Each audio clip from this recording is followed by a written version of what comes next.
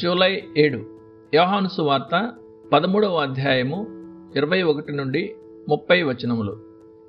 మన ప్రభువు తన భూలోక పరిచర్య కాలంలో అనుభవించిన శ్రమల పొడవు, వెడల్పు, లోతు మొత్తం అనేకుల ఊహకు మించినది. శిలువ మీద మరణం, శ్రమ శీర్షిక మాత్రమే. అది ఆయన బాధలకు ముగింపు. కానీ ఆయన తన జీవితాంతం కొంత యూదుల సహజ అవిశ్వాసం వలన, కొంత పరిసయ్యుల సద్దూకయ్యుల ద్వేషం వలన, కొంత తన సొంత అనుచరుల బలహీనతలు, పొరపాట్ల వలన ఆయన తృణీకరింపబడినవాడుగాను, వ్యసనాక్రాంతుడుగాను మారే స్థాయికి వచ్చాడు. యెషయా 53:3. కానీ మన ముందున్న కలవరం ఒకటి మినహాయింపబడింది.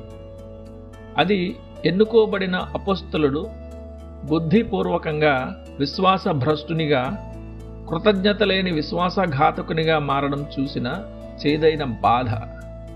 అది ఆరంభం నుండే ముందే తెలిసిన బాధ అని మనం సందేహించనక్కర్లేదు. కానీ ముందే తెలిసినంత మాత్రాన బాధ కాకపోదు.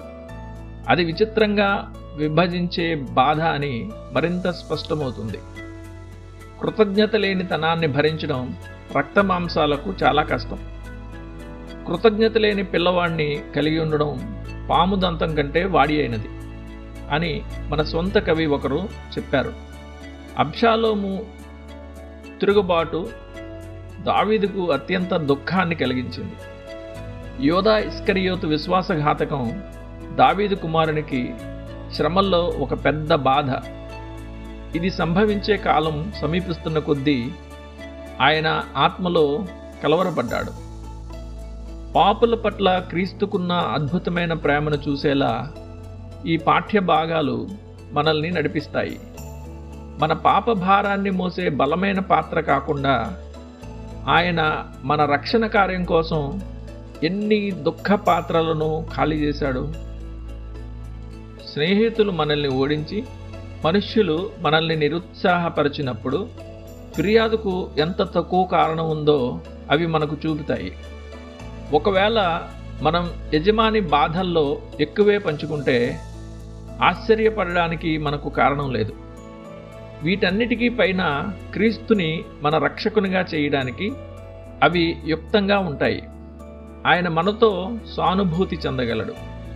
ఆయన స్వయంగా శ్రమపడ్డాడు గనుక విడనాడి మోసం చేయబడిన వారి పట్ల సానుభూతి కలిగి ఉండగలడు.